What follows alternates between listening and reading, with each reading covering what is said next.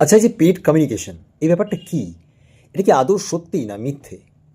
সবটাই কি ভুয়ো, স্ক্যাম, নাকি টেলিপ্যাথি মেডিটেশনের মাধ্যমে আসলেই হারিয়ে যাওয়া পশু পাখির সঙ্গে কন্ট্যাক্ট করা যায়, কমিউনিকেট করা যায়? ওয়েল, সবটাই বিশ্বাসের উপরে।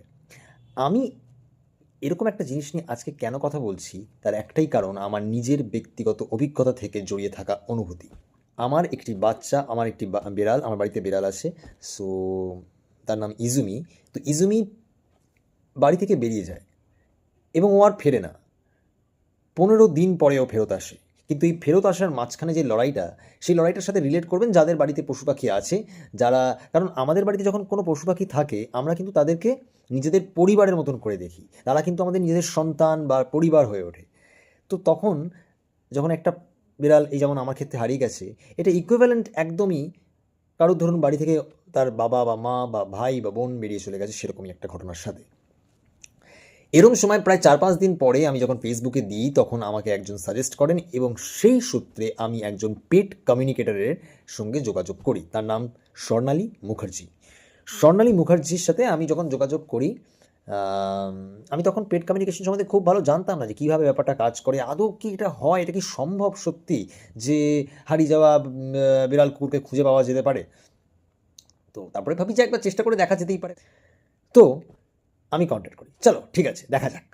তো ওনার যে ফিজটা, সেটা আমি দেখি যে প্রচণ্ড নমিনাল, এবং তার থেকে বেশি খরচা তো আমাদের ডাক্তারখানায় হয়ে যায়। এটা তো একটা ভালো উদ্দেশ্যে খরচা করা, তো একবার চেষ্টা করে দেখি না। উনি ওনার প্রসেসটা শুরু করেন এবং প্রথম যে প্রশ্নটা উনি আমাকে করেন সেটা হলো, আপনার বাড়িতে কোনো বিড়াল মারা গেছে? এটা কিন্তু আমি ওনাকে বলিনি, আর ওনার জানার কোনো জায়গা ছিল না। যে বিড়ালটি আমার বাড়িতে মারা গেছে সে ইজুমির ঠিক চলে যাওয়ার ঠিক 3 দিন পরেই মারা গেছে। তার নাম ওয়াল্টার, এবং ওয়াল্টার ইজুমির লাইফ লং পার্টনার ছিল।